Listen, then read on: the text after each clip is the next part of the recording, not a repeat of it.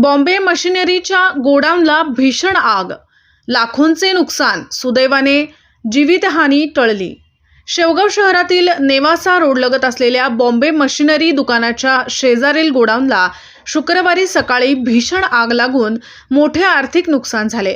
काही क्षणांतच आगीने रौद्र रूप धारण केल्याने परिसरात भीतीचे वातावरण निर्माण झाले होते। गोडाऊनमधून धुराचे लोट बाहेर येताना दिसताच परिसरातील नागरिकांनी तात्काळ अग्निशमन दलाला माहिती दिली। गोडाऊनमध्ये शेतीसाठी लागणारे पाईप व इतर साहित्य मोठ्या प्रमाणावर साठवलेले होते। आगीमध्ये हे सर्व साहित्य जळून खाक झाले। आगीचे नेमके कारण अद्याप समजू शकले नसले तरी आग लागल्यामुळे परिसरातील नागरिकांमध्ये काही काळ भीतीचे वातावरण निर्माण झाले होते।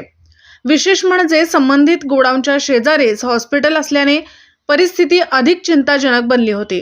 मात्र सुदैवाने कोणतीही जीवितहानी झाली नाही। आग विझवण्यासाठी सर्वप्रथम पाथर्डी नगर परिषदेची अग्निशमन गाडी घटनास्थळी दाखल झाली। त्यानंतर ज्ञानेश्वर व गंगामाई साखर कारखान्यांच्या अग्निशमन गाड्याही मदतीसाठी पोहोचल्या। अग्निशमन दलाच्या जवानांसह स्थानिक नागरिकांनीही आटोकाट प्रयत्न करत आग नियंत्रणात आणली। यावेळी नगरसेवक आशुतोष डहाळे, कैलास तिजोरे, सामाजिक कार्यकर्ते फुलचंद रोकडे, नगर परिषदेचे अधिकारी जगदीश जाधवर, वाहतूक पोलीस राहुल खेडकर यांच्यासह अनेक नागरिकांनी मदत कार्यामध्ये सहभाग घेतला।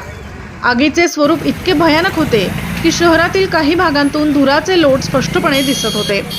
दरम्यान शेवगाव नगर परिषदेकडे स्वतःची अग्निशमन गाडी नसल्याने अशा आपत्कालीन परिस्थितीत इतर ठिकाणच्या यंत्रणांवर अवलंबून राहावे लागत असल्याचे पुन्हा एकदा स्पष्ट झाले आहे।